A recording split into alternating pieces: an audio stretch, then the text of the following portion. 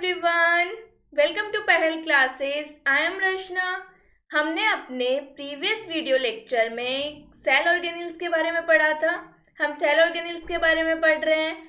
Previous video lecture में हमने Golgi body, mitochondria and lysosome cell organelles के बारे में डिटेल में स्टडी की थी। ओके, हमारे जो सेल ऑर्गेनेल्स हैं वो ओनली 2 सेल ऑर्गेनेल्स और बच चुके हैं। ठीक है, वो सेल ऑर्गेनेल्स हम आज के वीडियो लेक्चर में पढ़ने वाले हैं।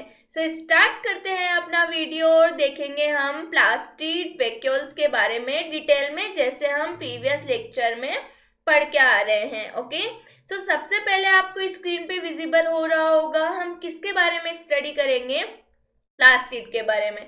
सो प्लास्टिड भी आपका क्या है, एक तरीके का सेल ऑर्गेनेल ही है। ओके, अब इस सेल ऑर्गेनेल के बारे में हम पूरा पढ़ेंगे अच्छे से कि ये किस में प्रेजेंट होता है, कौन सी सेल में हमें मिलेगा, इसकी स्ट्रक्चर कैसी है। ठीक है, ये सब हम स्टडी करने वाले हैं। सो स्टार्ट करते हैं और देखते हैं प्लास्टिड के बारे में। यदि हम बात करें प्लास्टिड की, तो प्लास्टिड होता है वो प्लांट सेल में प्रेजेंट होता है। ओके, यदि प्लास्टिड का नेम आता है तो क्या आप सब लोगों को एक चीज याद आती है कि जो प्लास्टिड है वो तो क्या करता है, हेल्प करता है फोटोसिंथेसिस में। ठीक है, क्या हमने पढ़ रखा है। भी प्लास्टिड का नेम आता है तो क्या आपको एक चीज मेमोराइज होती है, एक चीज याद आती है कि जो प्लास्टिड है वो किस में हेल्प करता है, फोटोसिंथेसिस में हेल्प करता है। और वी नो दैट फोटोसिंथेसिस किस में होता है, प्लांट्स के अंदर होता है। प्लांट फोटोसिंथेसिस कर सकते हैं, तो इस वजह से हमारा प्लास्टिड होता है वो ओनली कहाँ प्रेजेंट होता है, प्लांट सेल में मिलेगा। प्लास्टिड होता है वो सिर्फ और सिर्फ प्लांट सेल में प्रेजेंट होता है, एनिमल सेल में एब्सेंट होता है। ठीक है, इसके अलावा यदि प्लास्टिड की बात की जाए तो ये क्या होता है, double membrane bound cell organelle होता है। ठीक है, इसकी क्या होती है, डबल मेम्ब्रेन होती है। हमने पढ़ रखा है जब हम सेल ऑर्गेनेल स्टार्ट कर रहे थे तब हमने क्या देखा था, cell organelle, single membrane bound cell organelle, double membrane bound cell organelle and non membrane bound cell organelle के बारे में पढ़ा था। और हमने वहां पे डबल मेम्ब्रेन बाउंड में कौन कौन से देखे थे, एक तो डीएनए हमने देखा था और एक हमने क्या देखा था, प्लास्टिड देखा था। ठीक है, क्या ये दोनों चीजें double membrane bound cell organelle में थी। ठीक है, sorry not DNA, mitochondria. Okay, चलो, तो ये क्या है, इसकी स्ट्रक्चर होती है प्लास्टिड की कि ये डबल मेम्ब्रेन बाउंड होता है। ठीक है, और राउंड शेप के अंदर होता है। इसके अलावा इसकी डिस्कोइडल शेप भी होती है। ओके, ये दोनों राउंड शेप जनरली इसकी मिलती है, लेकिन इसके अलावा अकॉर्डिंग टू प्लांट्स इसकी शेप होती है वो चेंज होती रहती है। ओके, कुछ प्लांट्स में ये डिस्कोइडल शेप का हो सकता है, कुछ में ये राउंड शेप का हो सकता है, कुछ में ये रिबन लाइक स्ट्रक्चर हो सकता है इस तरीके से। ठीक है, इसके अलावा यू शेप्ड हो सकता है। तो इसकी शेप जरूरी नहीं है सिर्फ एक स्पेसिफिक शेप हो जाए, लाइक मैंने बोल दिया राउंड शेप, तो ऐसा बिल्कुल नेसेसरी नहीं है कि ये हर प्लांट के अंदर राउंड सेल में ही मिलेगा। ओके, ये डिस्कोइडल शेप भी हो सकती है इसकी कुछ इस तरीके से। ठीक है, यू शेप्ड का हो सकता है, रिबन शेप हो सकती है इसकी, राउंड स्ट्रक्चर हो सकती है, शेप हो सकती है इसकी। ठीक है, तो ये था अपना प्लास्टिड। ओके, फर्स्ट पॉइंट क्या मिला इसका, कहाँ प्रेजेंट होता है, प्लांट सेल में मिलता है। रीजन हमें पता है कि प्लांट ही क्या करते हैं, फोटोसिंथेसिस करते हैं। और जनरली यदि हम बात करें प्लास्टिड की तो वो फोटोसिंथेसिस में हेल्प करता है, हमें यही पता है। ओके, और भी बहुत काम करता है, अभी अपन प्लास्टिड के टाइप्स पढ़ने वाले हैं तब हम देखेंगे। ओके, इसके अलावा क्या होता है, डबल मेम्ब्रेन बाउंड स्ट्रक्चर होती है इसकी। ठीक है, डिस्कोइडल शेप हो सकती है, इसके अलावा भी रिबन शेप का हो सकता है, यू शेप्ड हो सकता है, वेरी करती है शेप अकॉर्डिंग टू प्लांट। ठीक है, चलो देखो, plastids plastids are present only in plant cells. It is double membranous discoidal structure. They occur in variable shapes like in algae. They can be U-shaped, spiral, coiled and ribbon-shaped etc. ठीक है, depending upon the type of pigment present in them, they are of following 3 types. ठीक है, pigments के according कौन सा pigment present है plastid के अंदर, प्लास्टिड 3 टाइप्स के होते हैं। ठीक है, कितने टाइप्स के होते हैं, 3 टाइप्स के। एक होता है क्लोरोप्लास्ट, सेकंड होता है क्रोमोप्लास्ट और थर्ड होता है ल्यूकोप्लास्ट। ठीक है, ये तीनों प्लास्टिड होते हैं जिनको हमें पढ़ना है। सबसे पहले हम स्टडी कर रहे हैं ल्यूकोप्लास्ट के बारे में। ओके, यदि हम ल्यूकोप्लास्ट के बारे में पढ़ते हैं तो ल्यूकोप्लास्ट ऐसा प्लास्टिड होता है जो कलरलेस होता है, या तो व्हाइट कलर का होता है या फिर क्या होता है, कलरलेस होता है। मतलब उसके अंदर कोई कलर्ड पिगमेंट प्रेजेंट नहीं होता है, इसलिए वो या तो व्हाइट मिल सकता है आपको या फिर कलरलेस मिल सकता है। ठीक है, इसके अलावा यदि हम बात करें तो जो ये ल्यूकोप्लास्ट होता है, ठीक है, ल्यूकोप्लास्ट हमें पता है ये कलर शो नहीं करता है, वाइट है। ठीक है, या तो वाइट कलर का होगा या फिर कलरलेस होगा। ओके, जब इसमें पिगमेंट नहीं है तो इसका मतलब ये तो पक्का हो गया कि ये प्लांट को कलर प्रोवाइड नहीं करवाता है। ठीक है, तो फिर इसका काम क्या है? यदि हमारी प्लांट के अंदर प्रेजेंट है, सेल ऑर्गेनिल का पार्ट है, तो इसका मतलब ये कुछ ना कुछ वर्क करता है। लाइक जो हमारी सेल है वो एक वर्किंग यूनिट है। ठीक है, ह्यूमन बीइंग की कुछ ना कुछ काम करती रहती है। उसी तरीके से यदि उसके अंदर जितने भी सेल ऑर्गेनिल्स प्रेजेंट है वो भी कुछ ना कुछ वर्क करते हैं, कुछ ना कुछ फंक्शंस उनके होते हैं। हम इतने सारे सेल ऑर्गेनिल्स पढ़ते आ रहे हैं, क्या हमने सबके कुछ ना कुछ फंक्शंस देखे थे? फॉर एग्जाम्पल यदि मैं बात करूं तो माइटोकॉन्ड्रिया क्या करता है, क्या बोलते हैं हम उसे, शायद मैंने आपको एक नेम बताया था उसका, क्या होता है, power house of the cell. I hope सबको याद होगा। ओके, सो ये power house of the cell क्यों बोलते हैं? क्योंकि वो एनर्जी जनरेट करता है सेल के लिए। तो क्या वो कुछ काम कर रहा है? बिल्कुल कर रहा है। न्यूक्लियस क्या करता है? करेक्टर्स को ट्रांसफर करता है। याद है या नहीं है? याद होगा, करेक्टर्स को ट्रांसफर करता है। तो करेक्टर्स को जब ट्रांसफर करता है तो ये क्या कर रहा है, कुछ ना कुछ काम कर रहा है। इसी तरीके से प्लास्टिड हमारी बॉडी के अंदर क्या करता है, कुछ सेल प्लांट की बॉडी के अंदर कुछ ना कुछ वर्क करता है। ओके, तो इसका जो पार्ट है, ठीक है, एक ल्यूकोप्लास्ट प्लास्टिड का ही टाइप है, उसमें पिगमेंट नहीं है, कोई भी कलर शो नहीं करता है। इसका मतलब वो प्लांट को कलर तो प्रोवाइड नहीं करवा रहा है, लेकिन वो कुछ ना कुछ तो कर रहा होगा, कुछ तो काम कर रहा होगा। सेल में प्रेजेंट है तो ऐसे तो नहीं है कि मैं आराम से बैठूंगा, मस्त यहाँ पे बैठा हूँ आराम से मजे लेने के लिए। कुछ ना कुछ काम वो करता है यदि वो प्रेजेंट है। तो ल्यूकोप्लास्ट का क्या काम है, ये स्टोरेज करता है। ठीक है, क्या करता है, स्टोरेज करता है फूड को। किसको? लाइक फैट हो गया, स्टार्च हो गया, प्रोटीन्स हो गया, इन सबको स्टोर करने का काम करता है। ओके, जैसे मैं बात करूं, हमने अभी बोला फोटोसिंथेसिस होता है। फोटोसिंथेसिस क्या है? पहले आपको फोटोसिंथेसिस पता होना चाहिए। फोटोसिंथेसिस क्या होता है, प्लांट होते हैं वो क्या करते हैं, सनलाइट की प्रेजेंस में, ठीक है, वाटर के साथ मिलके क्या बनाते हैं, अपना फूड सिंथेसाइज करते हैं। तो जब उन्होंने क्या किया, फूड सिंथेसाइज किया, तो जो फूड यूज हो गया वो तो ठीक है, प्लांट में काम आ गया, लेकिन कुछ फूड जो बच गया, लाइक स्टार्च, प्रोटीन्स, ये सब चीजें, फैट, ये सब चीजें, मॉलिक्यूल्स जो बच गए हैं उनको स्टोरेज कौन करके रखता है, ल्यूकोप्लास्ट करके रखता है। ठीक है, इंपॉर्टेंट काम कर रहा है स्टोर करने का। अब आगे चलते हैं और हम देखते हैं किसके बारे में, क्रोमोप्लास्ट के बारे में। ठीक है, कौन से प्लास्टिड के बारे में पढ़ रहे हैं, क्रोमोप्लास्ट। क्रोमोप्लास्ट आपका प्लास्टिड होता है जिसमें कलर के पिगमेंट्स होते हैं, और इसका इम्पोर्टेंट वर्क क्या है कि ये प्लांट को, लाइक प्लांट के जो फ्लावर पार्ट्स है, ठीक है, या फिर फ्रूट है, उसको कलर प्रोवाइड करवाता है। मतलब क्रोमोप्लास्ट होता है वो ग्रीन कलर का नहीं होता है, अदर कलर्स इसमें प्रेजेंट होते हैं, जिसकी वजह से वो किसको, फ्लावर्स को, ठीक है, और फ्रूट्स को क्या करवाता है, फ्लावर और फ्रूट्स को क्या करता है, कलर प्रोवाइड करवाता है। हम प्लांट्स के अंदर देखते हैं डिफरेंट डिफरेंट प्लांट के डिफरेंट डिफरेंट फ्लावर्स होते हैं, ठीक है, उनका कलर डिफरेंट होता है, फ्रूट्स के कलर भी डिफरेंट होते हैं। तो वो जो कलर के लिए रिस्पॉन्सिबल है वो कौन सा प्लास्टिड होता है, क्रोमोप्लास्ट, जो क्या करवाता है प्लांट्स में, ठीक है, डिफरेंट डिफरेंट प्लांट्स में उनके फ्लावर्स एंड उनके फ्रूट्स जो भी होते हैं उनको क्या करता है, डिफरेंट कलर प्रोवाइड करवाता है। कौन करवाता है, क्रोमोप्लास्ट करता है। ठीक है, अब थर्ड आता है very important, that is chloroplast.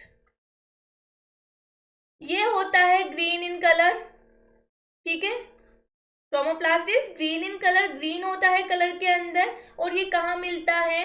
Aerial parts में मिलता है, प्लांट के एरियल पार्ट्स में, मतलब लीव्स हो गई, इन सब चीजों में मिलता है। और हमें पता है कि जो ग्रीन लीव्स होती है प्लांट की, वही तो क्या करती है? फोटोसिंथेसिस में हेल्प करती है, ठीक है, क्योंकि उनमें क्या प्रेजेंट होता है? क्लोरोप्लास्ट प्रेजेंट होता है, ओके। और क्लोरोप्लास्ट में ही क्लोरोफिल प्रेजेंट होता है, जो कि पिगमेंट है क्लोरोप्लास्ट का, ठीक है। और क्या प्रोवाइड करवाता है? ग्रीन कलर प्रोवाइड करवाता है प्लांट की लीव्स को, ओके। और इस क्लोरोप्लास्ट की वजह से ही क्या होता है? फोटोसिंथेसिस होता है, ओके। आपको याद है फोटोसिंथेसिस तो हमने सबने पढ़ रखा है, फोटोसिंथेसिस अभी जस्ट मैंने बताया अभी क्या होता है। फोटोसिंथेसिस, प्लांट क्या करते हैं, ठीक है, वाटर और सनलाइट की प्रेजेंस में, सनलाइट के साथ में क्लोरोफिल भी होना चाहिए, ठीक है, क्लोरोफिल की प्रेजेंस में वो क्या करते हैं? फूड सिंथेसाइज करते हैं प्लांट के लिए, ठीक है, प्लांट खुद का फूड खुद बनाते हैं। तो ये जो प्रोसेस होता है इसको हम फोटोसिंथेसिस बोलते हैं। इसके अंदर क्या नेसेसरी चीजें हैं?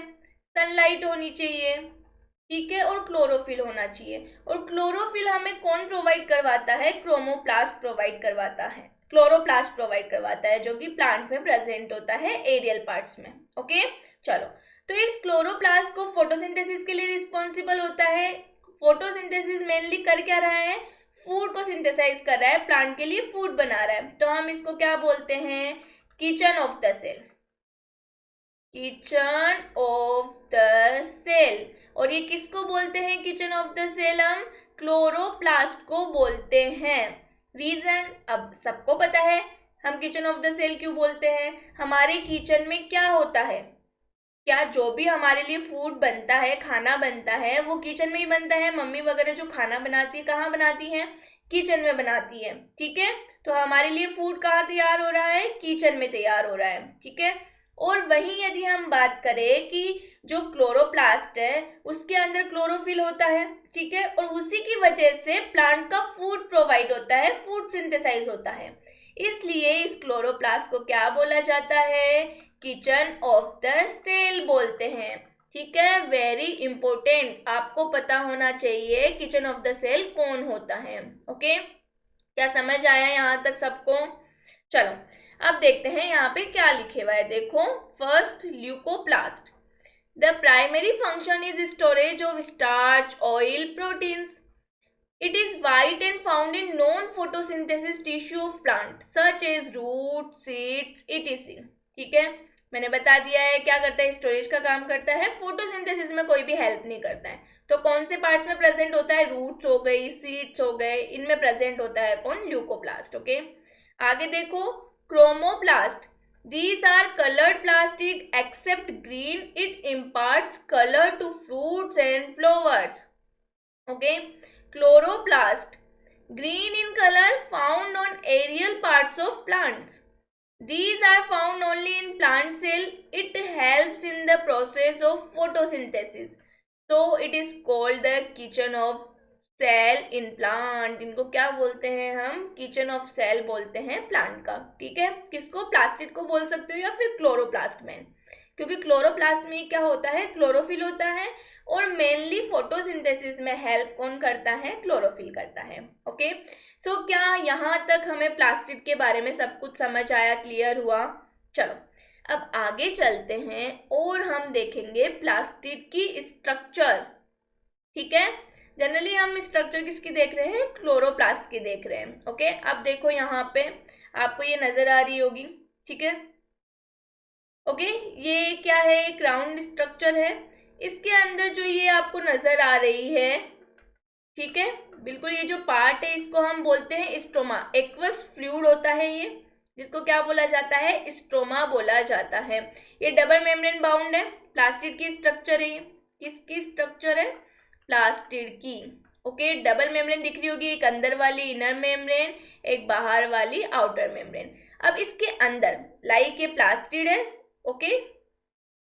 इस प्लास्टिड के अंदर जो एक्वस फ्लूइड होता है, इस एक्वस फ्लूइड को क्या बोला जाता है? स्ट्रोमा बोला जाता है। क्या बोलते हैं हम? स्ट्रोमा बोलते हैं। अब इस स्ट्रोमा के अंदर यदि आप गौर से देखेंगे तो आपको एक डिस्क लाइक स्ट्रक्चर नजर आ रही होगी, कुछ इस तरीके से, ठीक है। ये डिस्क लाइक स्ट्रक्चर्स के स्टैक्स है, ठीक है, बंडल बन गया ये। लेकिन जो ये पूरा तो क्या है, एक डिस्क लाइक स्ट्रक्चर थी, लाइक हम बोले हमारे पास में कॉइन्स है, ठीक है। इन कॉइन को क्या करना है, आपको एक के ऊपर एक जमाना है। तो आप क्या करोगे, सपोज आपके पास ये कॉइन है, इसके ऊपर दूसरा कॉइन रखोगे, इसके ऊपर तीसरा कॉइन रखोगे, इसके ऊपर चौथा कॉइन रखोगे। इस तरीके से आपने क्या बना लिया, कॉइन्स का स्टैक्स बना लिया, मतलब बंडल बना लिया, ठीक है। तो एक कॉइन है वो कुछ इस तरीके का है। उसी तरीके से आपका क्या होता है, ये जो डिस्क लाइक स्ट्रक्चर नजर आ रही है, ठीक है, इस डिस्क लाइक स्ट्रक्चर को क्या बोलते हैं हम, थाइलेकोइड। क्या बोलते हैं, थाइलेकोइड बोला जाता है इस एक सिंगल डिस्क लाइक स्ट्रक्चर को, ठीक है।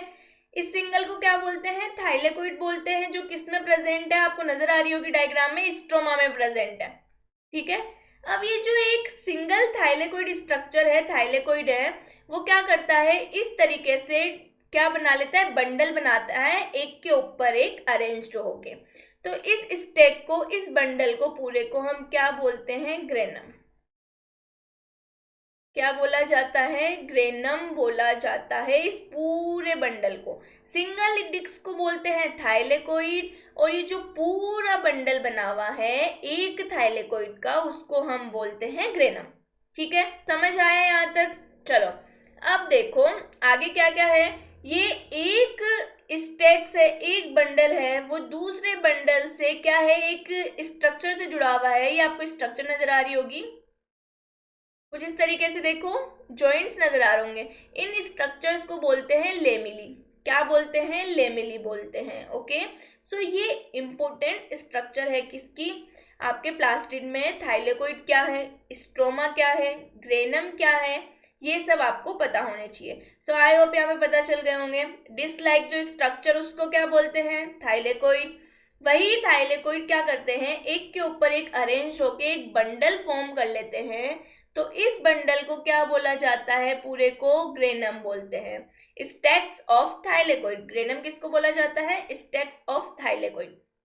यदि एक स्टेक है तो उसको हम ग्रेनम बोलते हैं, लेकिन एक से ज्यादा स्टेक प्रेजेंट है तो फिर उसको हम ग्रेना बोलते हैं। क्या बोलते हैं, ग्रेना।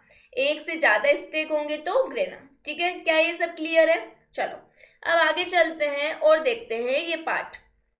देखो क्या लिखे हुआ है, जो हमने समझा वही है यहाँ पे। क्लोरोप्लास्ट है following two parts, grana. It constitutes the lamellar system. These are found layered on top of each other. These stacks are called grana. Stacks की बात हो रही है, ग्रेना बोलते हैं उनको।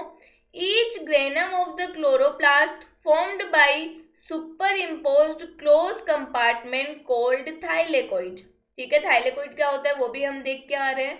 अब देखो इनके फंक्शंस क्या होते हैं, ग्रेना का भी फंक्शन होता है कुछ, वो क्या होता है, they are the sites of light reaction of photosynthesis as they contain photosynthesis pigment chlorophyll, okay.